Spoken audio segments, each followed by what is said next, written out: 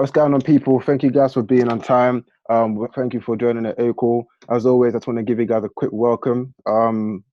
So thank you. So before we get started, I'd love to kind of just give an intro about who we're about, what we're about, sorry. And the A team, the vision behind what we're doing is the following. Our goal is to bridge the practical knowledge gap between the ambitious and financially blessed. How we're doing that is by identifying, nurturing, and integrating current and aspiring high performers into our network of online wealth creators. And additionally, our members, the what behind what we're doing is a family of ambitious internet entrepreneurs, professionals, and investors on a mission to know ourselves, clarify the vision, and of course, make it real. Now, our core values are as follows: ambition, gratitude, self-awareness, perseverance, continuous learning, eclecticism, and impact. So every single one of you that's on the call, anyone that's watching right now, if you received the link, then you have these traits, so well done. And additionally, the A in A team stands for active, and that's active commitment today inspires victory every day. And of course, we affirm, we commit, we test, we iterate, we validate, and we execute on our plans to make it real. Now, I want to quickly just give a quick plug. So if you guys are interested in joining a book club where we share all things mindset, business, and money for current and aspiring high performers, then you can check the chat right now. Make sure you have a link. Check the link. Sam has shared it in the chat right now, so you guys can access that. It's going to be a beta phase right now, so we'll just literally share one book on our mindset, or 3 books on mindset, business, and money a month, and we can have live Zoom calls where we can discuss it and break it down online via Zoom. So if you guys are interested, make sure you check it out. Yeah, let's check it now. And additionally, if you guys are interested in learning about the A team and what we can do for yourself and your business, then by all means, please email admin@karun.com and with the subject line, join the A team, and Layla will handle all your inquiries for you. Now, thank you guys again for coming on time. So at this time, I want to ask everyone to block all distractions. We have a great speaker today, and I'm looking forward to going into it. But before we do that, I wanted to add something new to these A calls. So if you guys have been coming for the last few weeks, you will know that this is something different. But I thought it would be great to kind of get into the habit of positive affirmations for our business, etc., and life. So what I want you guys to do, I know you're not going to say it with me, but I'm going to say the following affirmations, and if you guys can say it in your own where you are right now, that would be great. The affirmations are as follows. So whatever I can dream up for my business, I can achieve. I attract my ideal clients and customers with my energy. My business is set up for massive success and growth. And additionally, I am successful in any venture I apply focus and perseverance in it. So I hope you guys take that in, and I hope you apply it to your lives. Say it every single day. If you can, take a screenshot. That'll be amazing. And as well as that, for those who are new, we basically do something called a quote. So at the start of every single A call, we have a quote. And this week's quote is: success is no accident. It is hard work, perseverance, learning, studying, sacrifice, and most of all, love of what you are doing or learning to do. And that quote was from Pele, the Brazilian footballer. So yeah, hope you guys took that in. Now, before I introduce Mark, you can unmute yourself when you're ready. But before you speak, I'm going to basically give a brief background about who Mark is. So Mark, he started his entrepreneurial journey in 2016. He launched his company off the back of a major health scare that forced him to reevaluate his lifelong-term career. And he currently runs Y Fitwear, a premium quality, purpose-led sportswear brand. And additionally, he founded Fit for the Culture, a fitness community platform on Instagram dedicated to showcasing people of color. Now, without further ado, Mark, how you doing? Yeah, I'm good, thanks. How are you? You all good, yeah? Yeah. Can you hear me? I can hear you. It's a little bit low. Let me know if you guys can hear Mark in the chat. Let me know if his volume is okay. So let me know, please. That'd be great. Just put in the chat yes or no. All good, Claire? Perfect. Okay, Mark, so how you doing, man? How's everything going today? Thank you for joining. Yeah, good, man. Good. Same old grind, innit? Yeah. Lovely, man. So before we get started to the main chunk of this live call, I thought it would be great to kind of give you the opportunity to share a bit about your background. Who is Mark Agyakwa? How did you get started in your journey, man? That'd be great. Yeah, so yeah, as you said, started my business in 2016. Had a sporting background all my life. Played football since I was about 8 years old. So growing up playing football. Played semi-pro for a number of years. Couple professional trials abroad and stuff in America, Europe. And it was 2015, yeah, when I had the major health scare that sort of made me reevaluate where things were. And at that time, I was thinking, sort of just drifting through life. But I always sort of had the aim of trying to start a business at some point. So it was the health scare that sort of forced me into it, and it kind of gave me motivation and drive to, start getting into business. I don't really have a business background per se, so when I was actually recovering, basically I found that one of my kidneys stopped working, so that's why I had the health scare. So yeah, when I was recovering from that, I just literally decided to learn about business, how to register a company, all that kind of stuff. So because I was motivated by just the fact that I could get healthy again, that sort of motivated me to sort of pursue all my dreams. And I'd always been into sportswear growing up, wearing Nike, Adidas, that kind of stuff. When you're kicking ball and that. So I'd always known like, I'd love to have my own clothing brand one day. And I actually say to people that I am my customer because I would be the one performing in it. So I knew how I wanted it to feel. I knew how I wanted it to fit and that kind of stuff. So it was literally just about going and doing the research of how it's actually technically made. So that's where I decided to spend. I spent about 9-10 months as I was getting back to full health, just deciding to dedicating time to studying, how to look for manufacturers, actually how the clothing is actually made, like garment technology, because sportswear is very technical, so it has to be stitched a certain way and that kind of stuff. So I did a lot of research to do with that kind of stuff. Yeah. Okay, cool, man. Thank you. So, what people may not know, so the reason why I asked Mark to jump on this call, because I feel like he epitomizes a lot of the core values that I shared initially in the call and the start. So when it talks about the 18 core values, like perseverance, like I know personally you had a little bit of setbacks even recently, but you still keep going. So I just want to congratulate you and thank you for jumping on the call, because I'm looking forward to allowing everyone that's watching the replay, everyone that's here live, to kind of understand your story a little bit more. So I might ask a bit of like deep questions, but I know you're ready for it, so it's cool, yeah? Yeah, it's cool, it's cool. Thanks for having me on as well. No worries, man, all the time, anytime, man. So the question I have for you now, so the first question is, okay, tell us about the inception of Why Fit Wear. So how did you go about it? How did it start? Like, that'd be great. So as I said, I did research, so literally just as soon as I got back healthy enough, I literally just registered a company. I'd been sort of building up to it because I was in America for a little bit and I was actually testing out some products. So how it started was when I was searching, I'd search for like different manufacturers and I'd go through different suppliers. So I'd order various samples, So obviously trying to look for the good manufacturer, it took literally 8 to 10 months to find the right manufacturer. So during that time, I'd be getting the clothing in and actually trying it on. As I was recovering, I'd get friends to actually try the stuff as well. So this was all sort of 2016. So the brand launched in September. So pretty much the whole year, I was doing a lot of the research and actually testing the products from the samples that I got. So then when I had the right sample, the right manufacturer, that's when I then ordered the bulk order.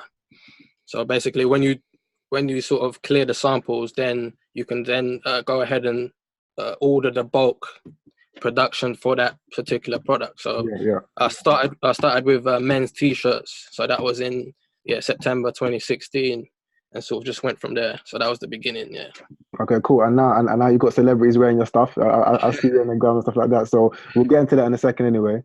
But the question I have for you now is that what you've done with your business, you've done something quite I wouldn't say unorthodox, but it's a little bit for the people that may not understand how the online business world works. You basically set up a different type of business, or like a online community called Fit for the Culture. Yeah. So I wanted to ask you, what made you set that up, and how does it tie into what you're doing with Why Fit Wear? So Fit for the Culture actually started through Why Fit, because obviously I think it's important to sort of understand your audience, especially when you're building online. So as literally I was building Fit for the Why Fit, it was about a year in that I decided to actually start Fit for the Culture. So Why Fit was about a year old, and at that time I'd literally just gone full time with the business. Yeah. So I was full time at Why Fit, and obviously that's when sort of adrenaline kicks in, where you're thinking, okay, this is it. Like, because I'd been like, my job before that, I was a football analyst. So I was a football analyst for about 3.5 years. So that's where I did like statistics for like Sky Sports and that kind of stuff. So I was doing that part-time alongside Why Fit while I was trying to build it up, because obviously it takes time to build. So I balanced both for about a year before I could then jump, and Why Fit, the income started overtaking my actual job. So that's when I knew, okay, if I can actually put full-time I was into this, then it could go from there. So obviously took the leap, and it is difficult. You know what I mean? It's up and down, but I like wife. It was I probably had about at the time maybe 500-600 followers on the Instagram page, and I get a lot of messages, especially from people of color, and they'd be asking, can I become an ambassador for the brand, and can I promote and this and that? And most time they'd ask for free products, which obviously business-wise doesn't make the best sense. Yeah. But what it revealed to me was there was a need for that sort of platform to showcase people, like, because obviously we live in the sort of influencer age. So there's a lot of people that want to become influencers, and the people that was reaching out to me had that sort of same career path where they wanted to become an influencer, and obviously they wanted to collaborate with my brand.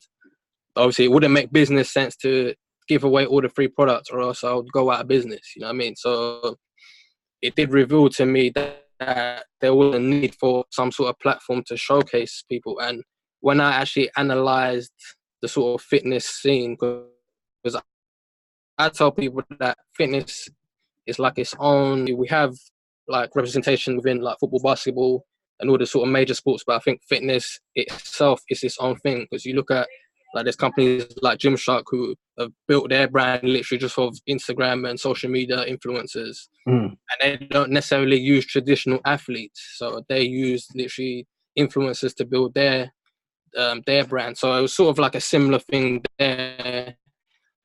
So when I actually analysed that space, because as I said before, my experience was in football, so I didn't necessarily know about the sort of fitness space.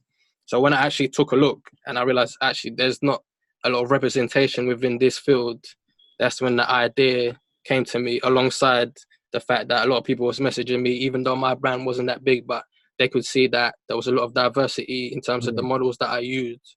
So they reached out. So that's when I thought, okay, what could be the best way to facilitate this and then still keep my brand in terms of the business wise, in terms of not giving away free products. So that's when I decided to build Fit for the Culture, which in itself is a platform just showcasing people of color within the sort of fitness scene and sport as well. Perfect. Obviously, you're not doing that bad. You got 108k followers, as you can see here, in 18 months. So well done for that. And more importantly, I don't want this to go over people's head. Like, there's a few gems you shared. So the first thing I got from that is that you modeled something that was already working. So you used an example of Gymshark, and you didn't want to reinvent the wheel. You said, what's working for them? How can I make it work for me? But you made it work for you in a way that can relate to your target audience, which is our people of color, black influencers, etc. And additionally, one of the things that I got from that is that, with regards to, before I even get to that, I know you got a presentation coming up, etc. So I don't want to share all the gems, and I'll leave you to share that stuff like that. But at this point, I think it only makes sense. So are you able to walk through your process of growing your Instagram community? Because I know there's a lot of individuals that are here, some people that are not here at the moment that are interested in figuring out how can I build an online community to eventually sell to my target audience. So I know you have a presentation ready. Are you okay to share it now? Or? Yeah, sure. Yep. Okay, perfect. A second. Yep.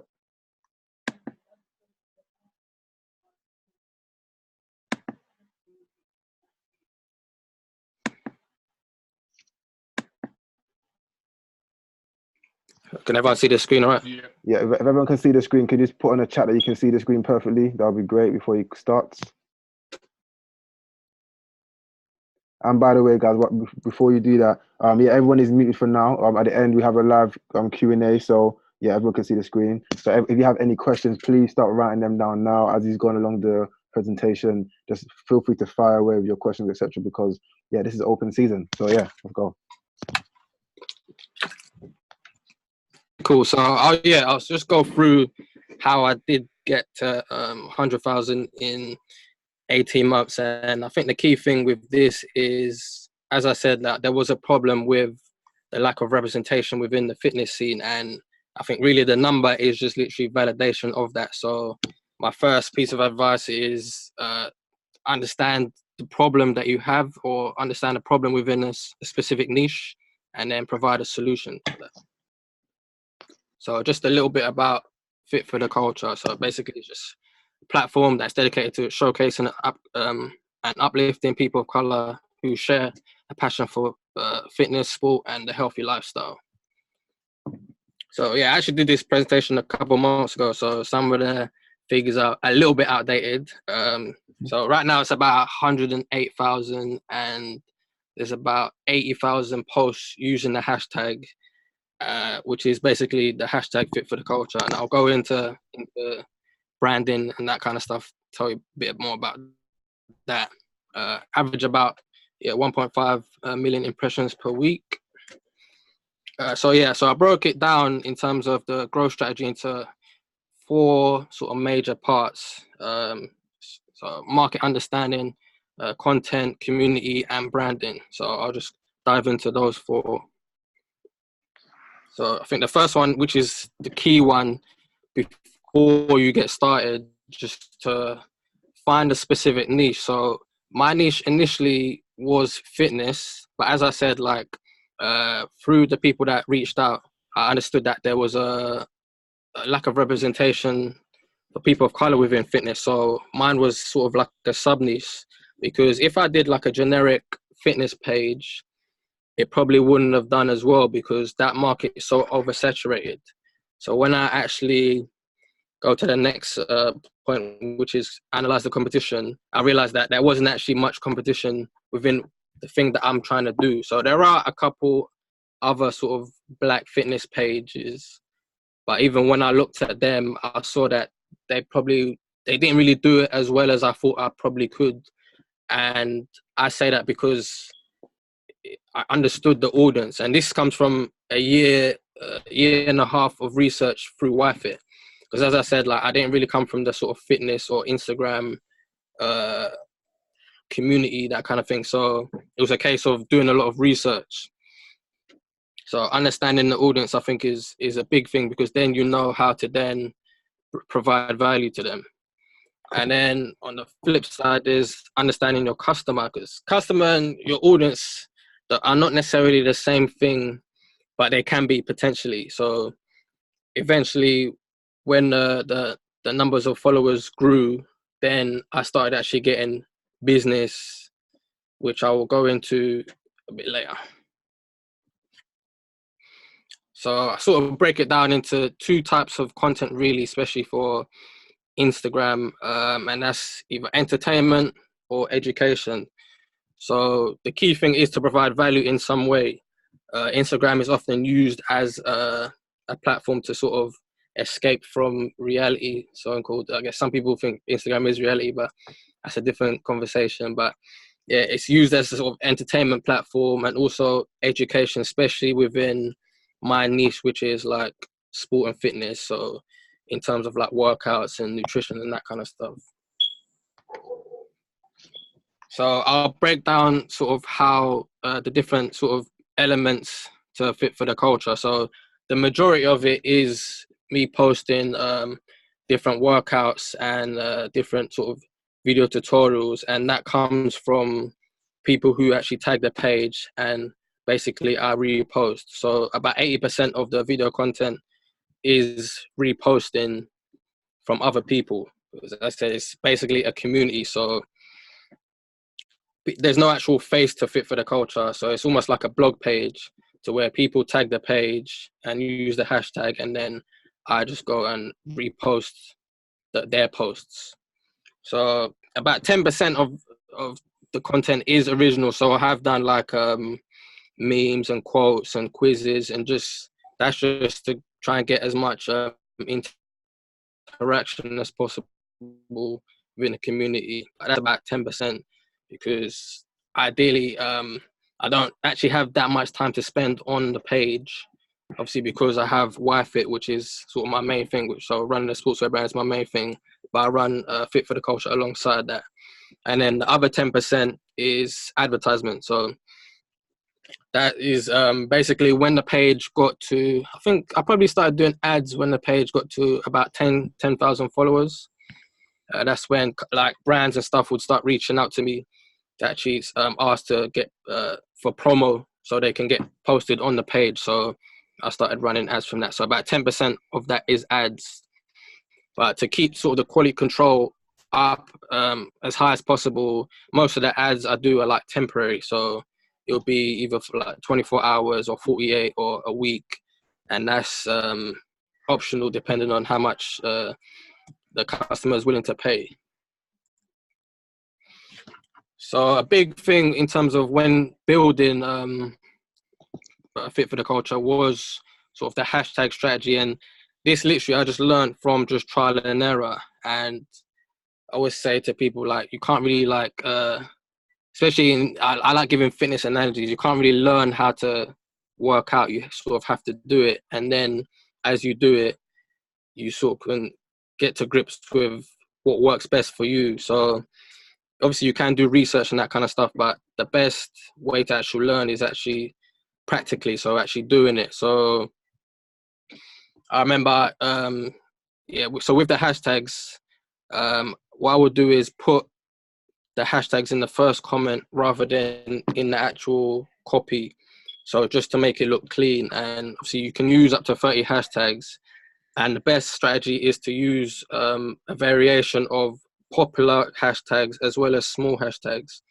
And I think it also depends on the type of content that you're posting. So how I sort of built the page originally was there's the two elements. So it's basically I would utilize popular content. So I'd start off by posting like LeBron James working out and famous athletes and famous influencers within the space working out, and that would then bring a lot of followers. And then alongside that, I'd then use my hashtag, which is Fit for the Culture, to then tell people to use that one so that they can then get reposted on the page. So I tell them to use it in their content, and then I will pick from that. So where the hashtag strategy works is with the big ones, obviously it's hard because the big ones, when you click on that hashtag, it comes up with the number of how many times that hashtag is used. So I know off the top of my head, the fitness one is like 190 million. So that one, obviously when you're starting out, it's going to be hard for people to discover you on that one. So that's why I say use a blend of the big ones as well as the small ones. But it's a case of like supply and demand. But with the small ones, I remember I'd use like sort of more ones that to do with my niche. So black fitness would be one, stuff like melanin fitness would be another one, and I would get a lot more likes from using those hashtags rather than the generic ones like fitness. And I use that to then build up. So you want to be using a combination of the two. And I'd also recommend having your own sort of staple hashtag. As I mentioned, Fit for the Culture is our one. So that's a good branding element to add to that. Nice. Yeah, so as I said, like in terms of how I actually built the page, so always say leverage what is popular, understand the platform, because it's very hard when you're actually just starting out. So you have to almost jump on what is popular. So it's important to understand what's happening within your niche, be up to date with all the latest news, understand who the sort of most popular and innovative people are within the space. So I would use the professional athletes. I would use the big influencers within the space. So black influencers that I'd collaborated with YFit as well. So I would use their content at first to then build the sort of following, because people would follow when I would post these kind of famous people, and even got to a stage where they started liking the pics and the videos when I was reposting them, and then that also brought more followers. And then the other element to that, as I mentioned, was building a community. So I would often literally every day encourage people, tag the page, because it's a weird thing that when I started posting the famous people, that obviously then sort of regular people want to be part of the page as well. So they'd want me to post them. So that's when I'd utilize trying to build a community and tell them to use the hashtag. And also I do like, there's various growth hacking things like using like black fitness. I remember was one really big hashtag that I used to just leverage off of, where I'd literally click on the hashtag and all the people that post using that hashtag would come up, and I'd literally just be going through them, liking their stuff, commenting on their page, and then they'd see what my page is about and then follow through that. So yeah, I think the communities is the major one, because that's when you can then build a brand, because there are blog pages and stuff exist, but when you build a community and you get people to feel like they're part of what you've done, then that's when you can really build a brand. Because I think branding is the key element, especially where there's such oversaturation with Instagram, especially now, where even in the space of a couple of months, like the algorithm is playing up and the organic reach is not as broad as it used to be. Because I say to people, like, if I started Fit for the Culture now, it probably would get to like 30, 40,000. But if I started 18 months before I did, it'd be on the million. So it is a timing thing. But I do believe that if you build the community, no matter how many followers you have, people will support because they feel like they're part of it. So I try and treat the community of 100,000 how I did when it was 10,000. Obviously, scaling, it means that, yeah, I've only got two hands, so I can only get to so many, because I try and literally like every comment, I reply to every DM, I try and like all the pages that tag the page. So I think that community element is very key, no matter what size you have, because I think once you integrate that into what you're building, that's what all that actually build your following, and you have like real followers. So yeah, there's a couple branding elements. So I think a strong name and IP is very key, because even the name Fit for the Culture, like the term for the culture is used a lot in hip hop and just in our culture. So I almost just literally just put the fit on at the beginning of that, and the name, it has a ring to it. So that helped me a lot. So I did take a lot of time in terms of picking the actual name. So you want something that automatically people understand what it is. So people will see that, all right, for the culture is a term used within the Black community, and then obviously fit is fitness. So it's sort of easy to understand what the page is. So, and also have a clear vision of what you want, and make sure you communicate that. So on the front page is very key, like in terms of your story highlights. If you go on the page now, you see that I've got like the mission statement, which is I put on the left, the vision for what we're trying to do. So make sure that's clear. Also, yeah, brand identity. So have specific like color palettes, stay on brand. So one thing that's sort of, I guess, a bit controversial, obviously my page is dedicated to people of color, and obviously I get a lot of people who are not people of color that tag the page, and obviously I have to politely tell them that this page is dedicated to people of color because there was a lack of representation there, and technically there still is. So obviously sometimes they respect it, sometimes they don't, but it wouldn't be on brand if I started then promoting other things, or even in terms of I started promoting maybe music or other areas. So it's important to sort of stay on track to and stay on brand to what you're trying to do and your vision. Yeah, so I'd say, yeah, the combination of leveraging popular people within your niche and community is what will separate your platform from others. So you build brand equity through posting people who your audience look up to. So when I was then, yeah, as I said, when I was posting people like LeBron James, it's interesting that the community then wanted to be a part of it. So there is the two main elements of leveraging what is popular and then community building, and then meshing the two. So it's a question that I would often get a lot, in terms of why didn't I sort of integrate that strategy to YFit's page, because I actually keep both of them separate. And the reason is with YFit, I want it to be completely original. So I could have done the sort of repost model with YFit, but then I'd be posting people wearing Adidas and whatever the brands that people are wearing, which would then dilute the brand. So, because as I said, building from scratch is very difficult. So I understand that with YFit, it's a very long-term vision, and I want to stick to keeping it as authentic as possible.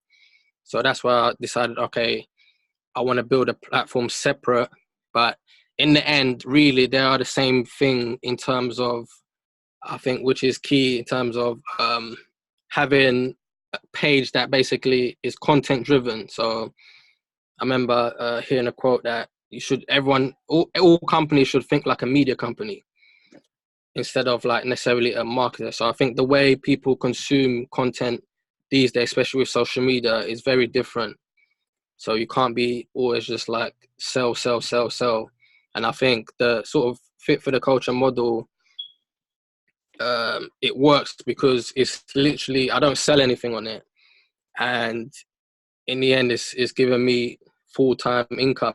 So it's almost like the audience is a leverage point. So other than money, the best thing to sort of build is attention. So once you then get attention, then you're going to get people, marketers, you will attract marketers who will then be willing to pay because you have a platform that has attention. So even the reason I keep them separate as well is because I get brands hit up Fit for the Culture to do promotion. That's why I keep it separate from YFit, because it could be seen as like a conflict of interest. Nice. So that's the breakdown of basically the two elements of what I do, and they do coincide because even with Fit for the Culture, I do a lot of business on the back end in terms of brand collaborations with influencers. So influencers will hit up Fit for the Culture, and then I'll tell them that I have a actually sportswear brand, so we can do collaborations that way, where I will post them on Fit for the Culture and I will send them some YFit products. So as you mentioned, like in terms of the celebrities, that's how I've got some stuff to some celebrities through YFit. So obviously one is product based and one is community based. So yeah, with YFit, I sold sportswear products, and with Fit for the Culture, I don't actually sell anything. It's actually more of a B2B business rather than a B2C. As I mentioned with YFit, I wanted to keep the brand original in terms of the content. So it is a slow build, but then having Fit for the Culture alongside it and using sort of the repost model and the community model, it means it's a fast build. So especially if you do it well and you find a specific niche and you solve a specific problem. So with YFit, I do eventually want it to sort of almost mirror how Fit for the Culture looks in terms of the content, but that requires capital in terms of obviously like producing videos, producing adverts and that kind of stuff. So we are getting there eventually. So that is the long-term vision for YFit, because with Fit for the Culture, what it is it's almost like a test study of, all right, what type of content works. So even though YFit is a product-based business, I almost want it to look like Fit for the Culture in the long term in terms of posting workout videos and that kind of stuff. So it's more valuable to the audience instead of just always selling. Yeah, so final little statement is that my two business ventures are one business in reality. One is product based and the other is community based. Having both helps both, and both can be both. Sick. Yeah, I like that. Great. Before we get into the Q&A, so I got a few more questions I'm going to ask you, then we're going to go into the Q&A. So if you can kind of stop sharing your screen, and I'll revert back to my one. So I hope you guys enjoyed that. If you have any questions, just get ready for it, because once he's done with, once I'm done with my question, you guys can fire away. So give me a second. I'll get this stuff back up. Okay, what the heck is this? Hold on. No, you're not prepared. There we are. Okay, cool. So the question I have for you now, and so quickly before I even get to the questions, one of the things I like that you mentioned a word a lot, and just kind of get some interaction. What do you think what did you hear Mark mention a lot that you think is the main reason for his success with Fit for the Culture? So feel free, someone in the chat, if you feel like there was a word that stood out to you that Mark mentioned a lot, what do you think it was? I'll give you guys a few seconds. Hopefully, just type it in. Someone says community. Anyone else? Community. Nothing else. No. Okay. The word, and I'm sure that Mark will agree with me that he said a lot, which I think was the main. Someone said research, etc. The word that he used is leverage. Yeah. So he said that when he started his wife it where he knew that reinventing the wheel essentially was very, very difficult. So he leveraged what was already working. He leveraged influencers, he leveraged famous people, etc. And he used that leverage to eventually build a community that he can use to eventually promote his own products now. Now, with regards to what I love about his model and what he just shared with us now, is that if you think about it, it's very, very copy and paste. That let's say, for example, you were in the beauty industry and you wanted to sell, let's say you had a makeup line, for example. If you were to copy this model and say, okay, I'm going to basically leverage the popular posts from individuals that are in the beauty space, celebrities in the beauty space, build a community of that that's sharing value for people, and then alongside that, building your own, let's say, product-based Instagram page or something like that, or any social media page. As you can see, if you were to build that community, eventually you could do the same thing, whether it's promoting that community or getting people that are in that space to pay you money to promote their brand, and eventually having some sort of platform where you can get the attention, get the leverage basically to then promote your own products. And so I want you guys to always remember that leverage is a very, very important word that you need to think about when you're building your online business. And the next question I have for you is about monetization. So as you say, the secrets to effective monetization. So from the perspective of like what you are and why Fitwear, what do you think are what should we know? Like, is there any is there like a hack? Is there like a certain amount of followers that one must reach before they start monetizing? Could you share some information about Yeah. I don't think there's a specific number because I think, yeah, as I said, I probably started getting messages at around maybe like 10K. But I think it depends on the way you build. So I think when it's authentic and it provides a lot of value, then people who do marketing will see that immediately. So I don't think there's a specific number. I think it just depends on how good your content is. Because as I said, like having attention really is the leverage because to be honest, I didn't really intend on Fit for the Culture being a business in itself, but it really is because I get a lot of messages from brands and even influencers that are trying to actually build their own brand. So I think it's the key is to make it as attractive as possible for marketers. Cool. So I think it's almost indirectly, that's how you'll then bring in people who are willing to pay by how you serve your audience. Nice. Okay, cool. Thank you for that. I've got two more questions before the audience, guys. So, guys, please ready your questions if you have it. I see here we have someone that's a growth hacking expert as well, so I'm sure he has a lot of questions as well. So, cool. The second question I have is, what would be your advice for those in the call or watching that want to grow the online community? Like, let's say if you could give yourself some advice, like when you first started from your perspective now, what would you say to yourself? I say, yeah, know the ins and outs. Know the ins and outs of what you're trying to build, and always have your end goal and work backwards from that. Because even I mentioned, like, long-term, the vision is to have like a global sportswear brand, and even though Fit for the Culture is something separate, it aligns with the vision I'm trying to do in terms of getting attention and building community. So I think you have to be open-minded about how you do that, because even the influencer marketing strategy is dying a little bit. It's playing out. So you have to think of unique ways where technically I'm actually an influencer, but it's just in a different way. You know what I mean? So the fact that I control the platform of Fit for the Culture makes me an influencer in a sense. So I think it's, yeah, be open-minded, and also I think understand the audience. I think is the main one. Understand the audience and see how you can bring them as much value as possible. Sick.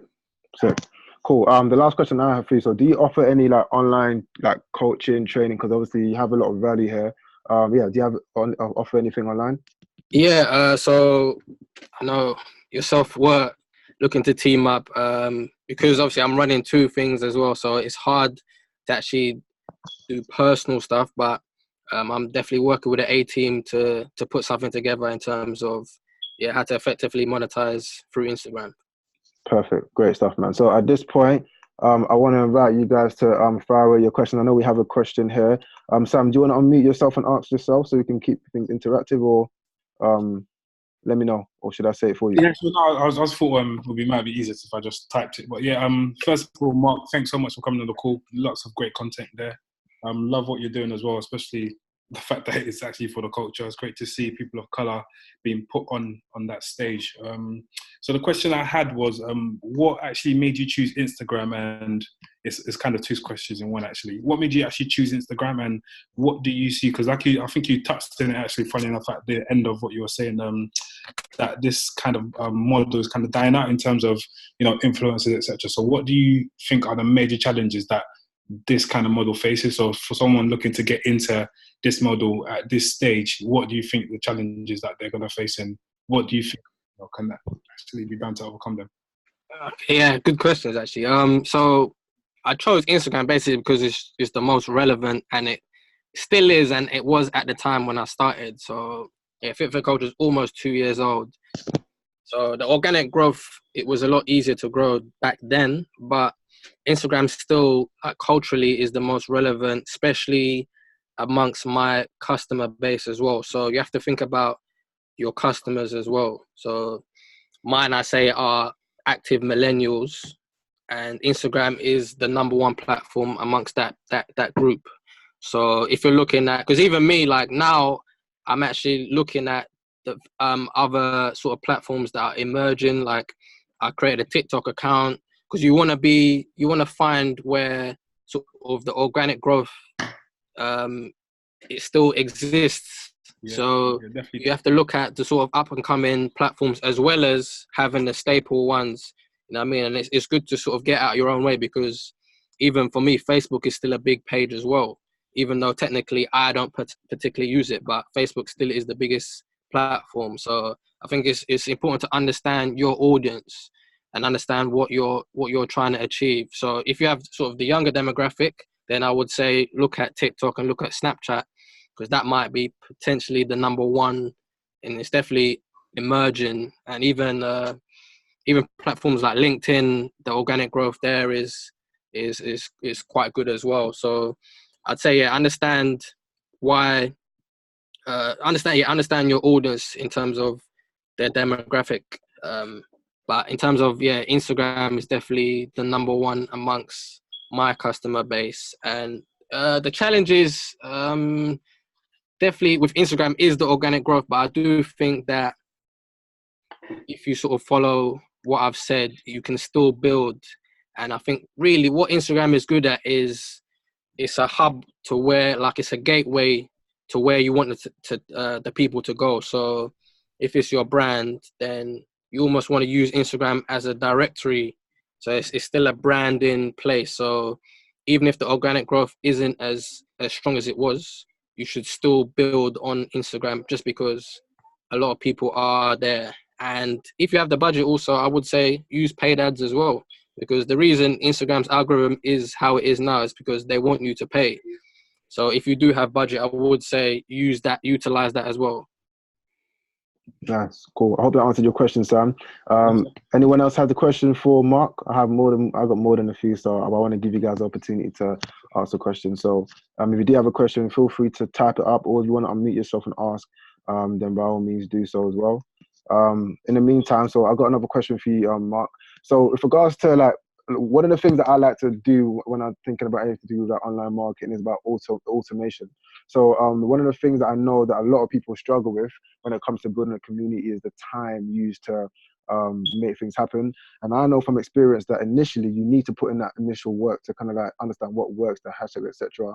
But how do you go about automation? Or is that something that you've done already? How do you explore how, okay, you can understand what works and then basically delegate it to, let's say, I'm not sure, do you outsource the nitty gritty stuff to people what do they call it, like Upwork.com? Do you use sites like outsourcing sites that are cheap labor to kind of make things happen, or like what's your process? I actually I do everything myself, but I do use like I've been getting into Buffer, so I use Buffer for the automation. That's more to do with like just a different platform. So I try and be on everything. So I've got an account on Twitter in terms of business wise. So Twitter, Snapchat, LinkedIn, Pinterest, TikTok. So Buffer is good for that because you can literally log into all the different ones through Buffer. So I mainly use Buffer, but for Instagram in terms of I don't actually use automation for Fit for the Culture or yeah, because I don't know. I enjoy the Instagram. Instagram, I think, is where I've sort of developed my expertise. So I tend to do it myself. Okay, cool.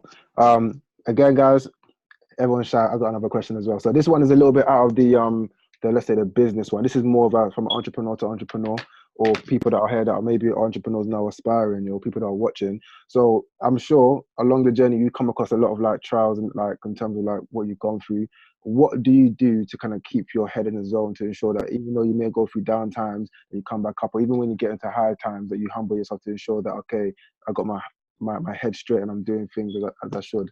How do you go about that process?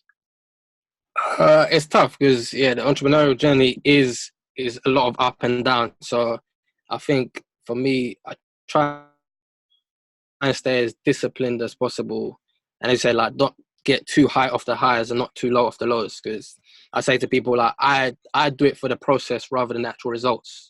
So I think it's a mindset thing of understanding why you do what you do. Because at the end of the day, I called my brand Wife It just to remind myself initially to always remember why I do what I do and to always be purposeful in everything that I do. So that was the sort of inception of Wife It and why I actually called it that, because I feel like when you have sort of your reason behind it, then the obstacles that come in your way, they don't knock you down like completely. Obviously, tough times do happen, you know what I mean? And I'm still very early in the process, and there has been a lot of setbacks, but I always remember why am I doing this, and that sort of keeps me going. Yeah, I love that, man. That's really, really powerful, man. Okay, cool. So it seems like no one has any questions. Again, I'm giving you guys a last minute. If you do have any questions, this is the perfect time to ask Mark. If not, I'll literally just round things up. But again, Mark, thank you very, very, very much for jumping on the call. I hope everyone Thanks for having me. yeah, thank man. Hope everyone that's here, thank you for coming. I hope you enjoyed it. I'm just going to quickly round things off at this point now. So, if you guys are here for the first time, Sam is going to basically share a link in the chat right now. So if you look at the link, please just click the link and just literally give some feedback, etc. It will allow us to make sure that the next time things are better. 1 second. Great stuff. Okay, cool. Things are better. So if you guys look at the link now, you should see it.